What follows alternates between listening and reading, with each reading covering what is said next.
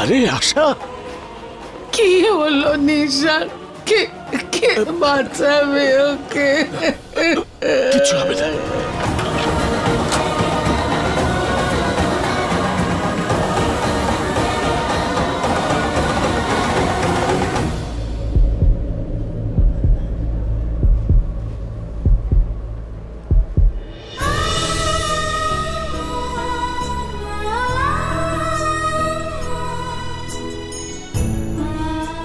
হে মা দুর্গা, নিশাকে সুস্থ করে দাও। ওর যদি কিছু হয়ে যায় তাহলে আমি বাঁচবো না মা। ঈশ্বরের উপর বিশ্বাস রাখ তুই, নিশার কিচ্ছু হবে না। Thank you Nitin. যদি আজ তুই দরজার নিচ থেকে আমাকে চাবিটা না দিতিস তাহলে নিশার চিন্তায় কেঁদে কেঁদে মরে যেতাম আমি। এসব কি আজে বাজে কথা বলছিস? আমি নেই নাকি? আর তুই প্লিজ মায়ের কথায় খারাপ কিছু মনে করিস না। তুই তো জানিস যে মা নিশার জন্য কতটা পজিটিভ। আর তুই কিন্তু এখন মায়ের সামনে একদম যাবি না, নাহলে আবার নতুন একটা নাটক শুরু করে দেবে। নিশার ব্যাপারে যেই কিছু জানতে পারবো আমি তোকে কল করব। নিজের খেয়াল রাখিস তুই। নিতিন, আমি ঠাকুরের কাছে বসে আছি, যদি কিছু জানতে পারিস প্লিজ আমাকে খবর দিস। হ্যাঁ,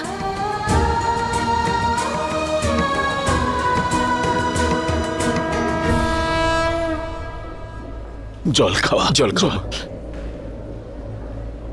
না, এসব জানকীর জন্যই হয়েছে। ও মোটরসাইকেল কিনতে পারতো। আজ যদি ওর নিজের বোন হতো তাহলে কি আনতো না? ও আমাদের উপর প্রতিশোধ নিচ্ছে, কারণ ওকে দিয়ে চাকরি করাচ্ছি, নিশাকে পড়াচ্ছি। ওকে পড়াইনি, ওকে শুধু চাকরি করিয়েছি। কি করতাম? বাড়ির যা অবস্থা, রোজগেরে কেউ ছিল না, কি করে সংসার চালাতাম? তোদের কি করে খেতে দিতাম? তাই ওকে চাকরি করিয়েছি। এই জন্যই ও প্রতিশোধ নিচ্ছে। দিদি, মা আমার জীবনে তোমরা সবচেয়ে গুরুত্বপূর্ণ। তুমি আর নিশা আমার জীবনে সবথেকে ইম্পর্টেন্ট। না, তুই যা এখানে, তোর এই পড়াবুক নিয়ে দূর হ। নিশার বিয়ে, তার জন্য কত মানত করেছিলাম যে বিয়েটা হোক। আর আমি বলে দিলাম, আজ যদি নিশার যদি কিছু হয় এমন অভিশাপ দেব, সারা জীবন শান্তিতে বাঁচতে পারবি না। মা এরকম ভাবে বলো না মা, আমি এই সব কিছু ইচ্ছে করে করিনি মা। আমার চাকরি চলে গেছে।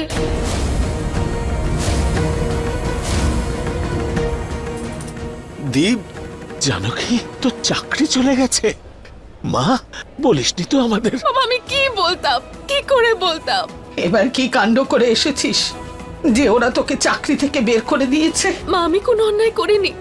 অন্যায় হয়েছিল আমার এক বান্ধবীর সাথে।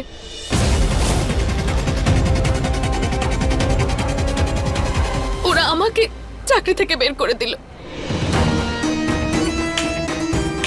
সাবাস, সংসার চালানো যায় না, সমাজ সেবা করে বেড়ায়। আমি তোকে এখনই বলে দিচ্ছি, এক্ষুনি যা, ক্ষমা চা আর চাকরি ফেরত নিয়ে আয়। আর একটা কথা জানো কি, তুই চাকরি পাস বা না পাস, নিশার বিয়ে যদি না হয়, ওর মনের ইচ্ছে যদি পূরণ না হয়, আমি বলে দিচ্ছি যে এই বাড়ি থেকে কারুর না কারুর মৃত্যু হবেই। সরে যাও। মা শোনো না, শোনো,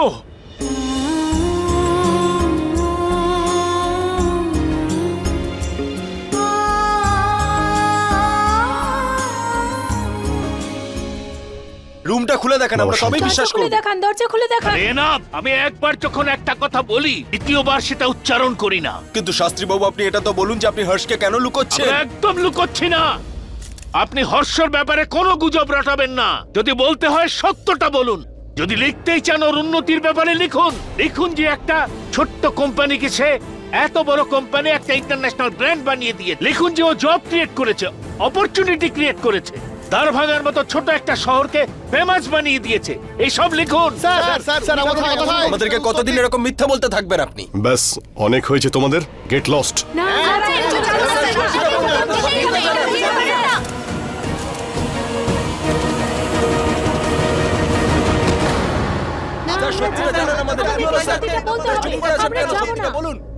এবারে আমাদের একটা সিদ্ধান্ত নিতেই হবে। আমাদের সামনে একটাই রাস্তা আছে, হর্ষের বিয়ে।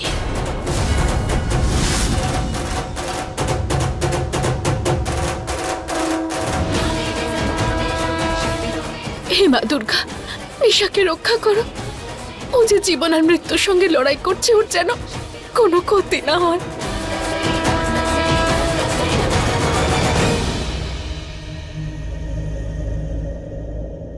হর্ষ, হর্ষ,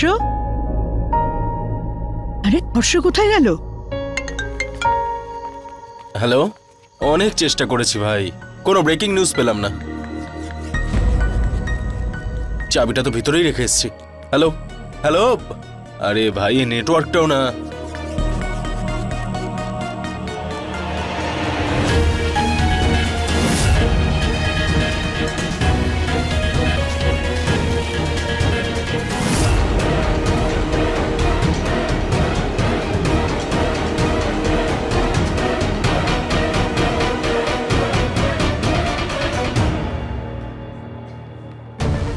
এ কি হর্ষ শাস্ত্রী নাকি? এক্ষুনি খোঁজ করছি। এই যে আপনার চাবি এখানেই ফেলে গিয়েছিলেন, এটাকেই খুঁজছিলেন তো?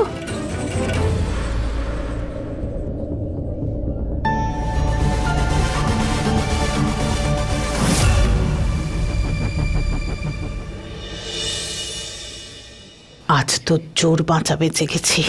আজকে আমাদের ভাগ্য সঙ্গ দিয়েছে মা, সেই জন্য আমরা বেঁচে গেছি। ওর একটা কিছু ব্যবস্থা করো। দুবার খুব বাঁচা বেঁচে গেছি, পরের বার যদি ভাগ্য সঙ্গ না দেয় তাহলে সবকিছু সবাই জেনে যাবে। মা তুমি কিছু একটা চমৎকার করো প্লিজ, আমাদের এই সব বিপদ থেকে রক্ষা করো। আমি সবকিছু করতে রাজি আছি মা, তুমি আমার পরিবারটাকে বিপদের হাত থেকে বাঁচাও প্লিজ। ওর নামটা কি? আরে তার কথা জিজ্ঞেস করছি যে ইমেলটা পাঠিয়েছে। জানো কি? ঠিক আছে।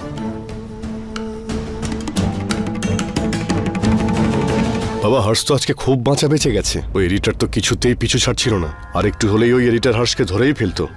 ওরা কিন্তু চলে যায়নি, এখনো ওরা বাইরে দাঁড়িয়ে রয়েছে। হর্ষের কথা সবাই জেনে যেতে পারে, কিন্তু আমরা এটা হতে দেব না। হর্ষের রেপুটেশন কিছুতেই নষ্ট হতে দেব না।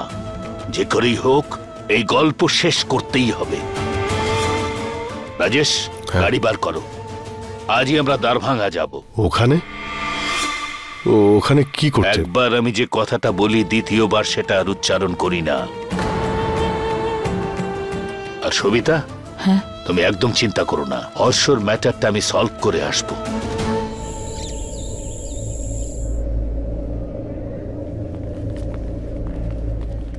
দীপ, দীপ তাড়াতাড়ি ওঠ, উপরওয়ালা আমাদের কথা শুনেছেন। নিশাদি এখন বিপদ মুক্ত। কি? হ্যাঁ, আর কিছুক্ষণের মধ্যেই ছুটি দিয়ে দেবে। তাহলে আমরা এখন দেখা করতে পারি? কিছুক্ষণের মধ্যেই। এখন চাটা খা। এক মিনিট নিতিন। হ্যাঁ,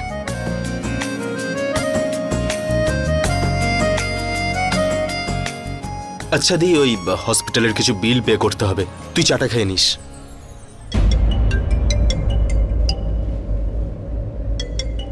আরে অশোক ফোন করছে কেন আমাকে হঠাৎ? হ্যাঁ অশোক বলো, কি হয়েছে? সব ঠিক আছে তো? আরে কিচ্ছু ঠিক নেই, তোমার ইমেলের জন্য না এখানে সবকিছু ওলটপালট হয়ে গেছে। তুমি কোথায় আছো? তুমি অফিসে আসতে পারবে? কি? অশোক আমি এখন আসতে পারবো না, নিশা বিষ খেয়ে নিয়েছে, আমি হসপিটালে আছি। দেখো আমি এখন যেতে পারবো না।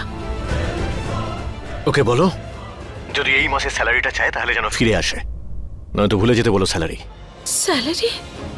এই টাকাটা তো আমার যে কোনো মূল্যে প্রয়োজন। জানো কি অশোক তুমি শোনো, আমি আসছি এখনই অফিস।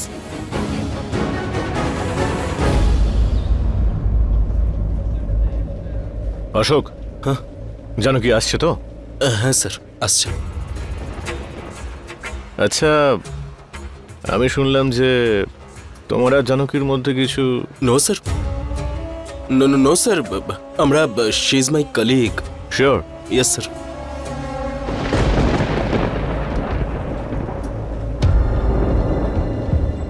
ওই দেখো চলে এসেছে তোমার কলিগ। আসুন মিস জানকী, আসুন, কেবিনে যাওয়া যাক। কিন্তু কেবিনে কেন? কারণ আমি তোমার জন্য এখানে অপেক্ষা করছি।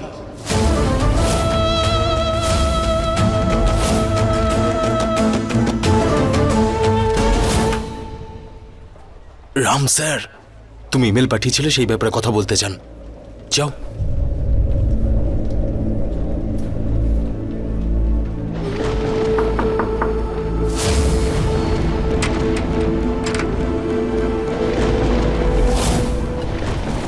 দরজাটা বন্ধ করো।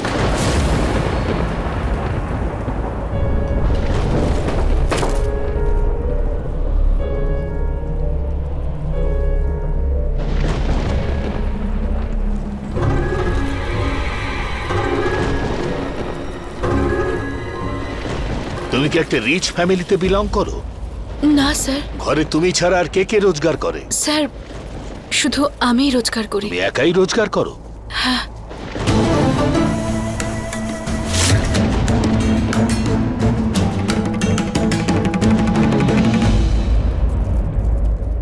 একাই রোজগার করো, তবুও তুমি তোমার বসের নামে কমপ্লেন তার বসের কাছে করেছো। তোমার এত প্রয়োজনের কথা মাথায় রেখেও তুমি ব্যাপারটা মিটিয়ে নাওনি। কি বুঝবো আমি তোমাকে, বুদ্ধিমতী না বোকা? আপনি যেটা খুশি ভাবতে পারেন আমাকে, কিন্তু আমি কোনো খারাপ উদ্দেশ্যে কিছু করিনি।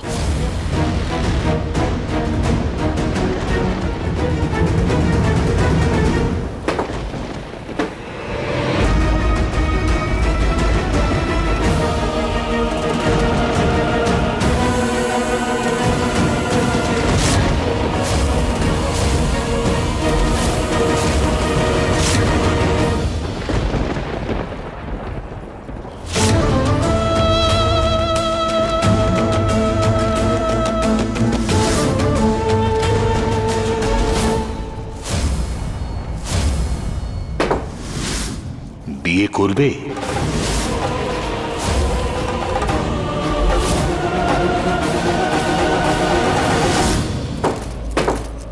কি? তুমি আমার ছেলে হর্ষের স্ত্রী হবে?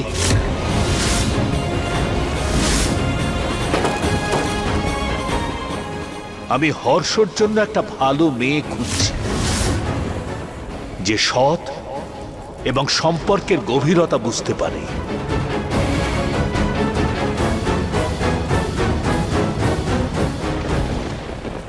স্যার এসব আমি তুমি এটা ভাবছো তো যে হর্ষ হলো তোমার বস, তার সঙ্গে তোমার সম্পর্ক কি করে হতে পারে? এটা 21st century, class difference doesn't matter. এটা তো আমার কাছে কোনো অর্থই হয় না। যেটা আমি বলছি মন দিয়ে শোনো। হর্ষের জন্য আমরা অনেক মেয়ে দেখেছি, কিন্তু তারা হর্ষের চাইতে হর্ষের অর্থকে বেশি মর্যাদা দেয়। তোমাকেই দেখলাম ব্যতিক্রম। তোমার চোখে আমি হর্ষের জন্য সম্মান দেখতে পেয়েছি। তুমি সত্যের জন্য লড়াই করতে জানো। যে মেয়ে তার বান্ধবীর জন্য সবকিছু বাজি ধরতে পারে, সে তার হাজবেন্ডের জন্য কি না করতে পারে সেটা আমি বুঝি। একজন বাবা তার বৌমার কাছে এর বেশি আর কি চায়? জানো কি, তোমার মনের মধ্যে হর্ষের যে ছবি তুমি এঁকেছ, হর্ষ সেই রকম নয়। আমি বলতে চাইছি ও তার চাইতেও ভালো। ও একজন ভালো মনের মানুষ, মহিলাদের অত্যন্ত সম্মানের চোখে দেখে। কিন্তু এটাই দুঃখের, নিশ্চয়ই কেউ ওর মনে আঘাত দিয়েছে, তাই ও বিয়ে করেনি। এটাই সঠিক সময় হর্ষের বিবাহ করবার, সেটা তোমার মতোই একজন পারফেক্ট লাইফ পার্টনারের সঙ্গে। তুমি সম্মতি দিচ্ছ? হর্ষ শাস্ত্রী আমার আইডল। এত কম বয়সে উনি এত বড় এম্পায়ার দাঁড় করিয়েছেন। I have so much respect for him. Sir thank you, আপনি আমাকে হর্ষ স্যারের যোগ্য মনে করলেন, কিন্তু আমি নিজেকে ওনার যোগ্য মনে করি না। স্যার আমাকে ভুল বুঝবেন না আপনি। সেই মেয়েটা খুবই সৌভাগ্যবতী হবে যার বিয়ে হর্ষ স্যারের সঙ্গে হবে, কিন্তু আমি নিজেকে ওনার যোগ্য মনে করি না, সেজন্য আমি এটা করতে পারবো না। ঠিক আছে, 1 মিনিট দাঁড়াও।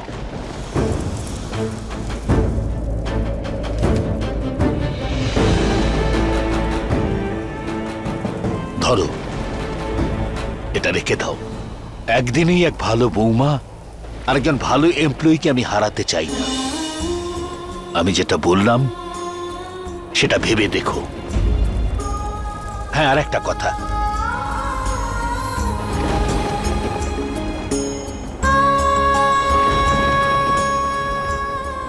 বাইরে যাওয়ার সময় শ্যামকে দিয়ে দিও।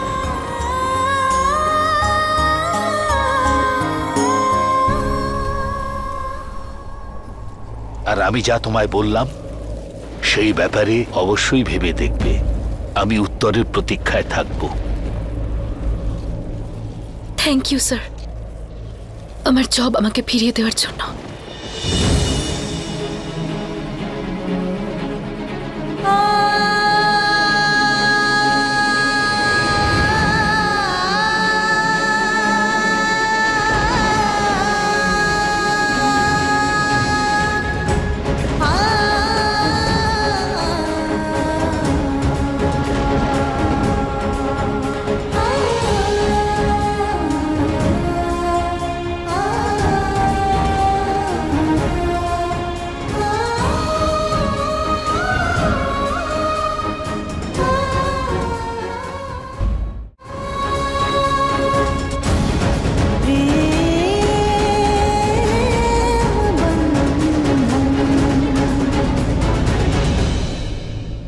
জানকী, জানকী, কি কথা হলো?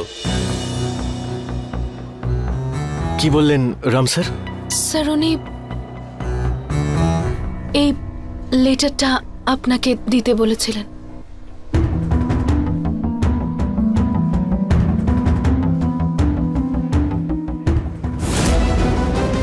হোয়াট? এটা তো আমার টার্মিনেশন লেটার।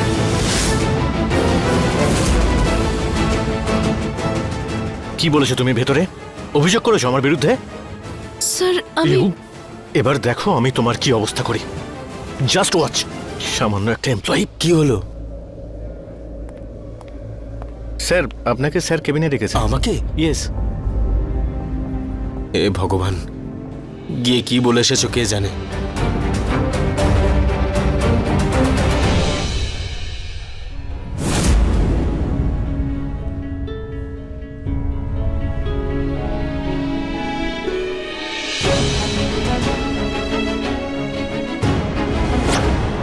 তুমি আমার ছেলে হর্ষের স্ত্রী হবে?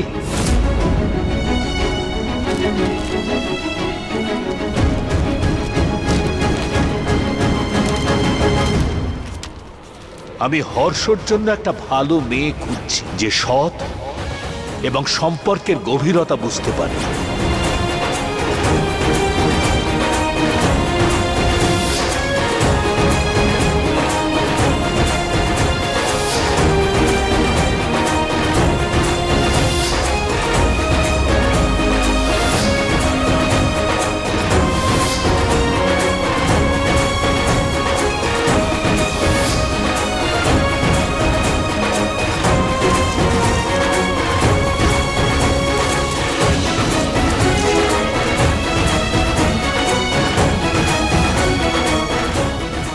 কি করে আমি রাম স্যারকে হ্যাঁ করতাম?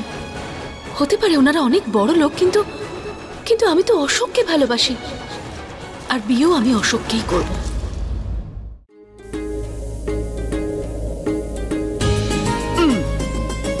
আজ না সবাইকে বলে দেবো যে আমার হর্ষ কত প্রতিভাবান। ব্যবসা তো ভালো করে, তার সাথে সাথে ভালো রুটিও করতে পারে। আরে মোহন, এদিকে শুনে যা। নে তাড়াতাড়ি সবজি কেটে দে। যাক, ঠাকুমা একটা ভালো কথা বলেছে। হর্ষ যদি বাড়িতে থেকে এগুলো করে তাহলে অফিসের টেনশনটা কমবে। এত খুশি হওয়ার কোনো কারণ নেই বাবা। অফিসের কাজের সাথে সাথে বাড়ির কাজও কিছু করতে হয়। বাড়ির কাজ করলে কোনো মানুষ ছোট হয়ে যায় না। বাবা হর্ষ, তোর দাদু না অফিস থেকে ফিরে এসে আমার কাজে সাহায্য করত, এই জন্য আমার খুব ভালো লাগতো। জানিস তো, তোর যে বউ হবে না, সে খুব ভাগ্যবতী। কি জানি ওই মেয়েটা রামের কথা শুনেছে কিনা।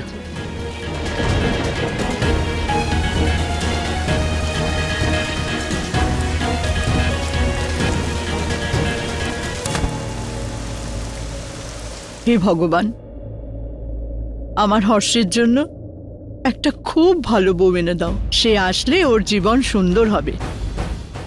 সেই জন্য তো তাড়াতাড়ি বিয়ে দিয়ে দেবো। অশোককে ছাড়া আমি কারোর কথা ভাবতেই পারি না। হর্ষ স্যার হয়তো আমার আইডল, কিন্তু আমি ওনাকে বিয়ে কিছুতেই করতে পারবো না।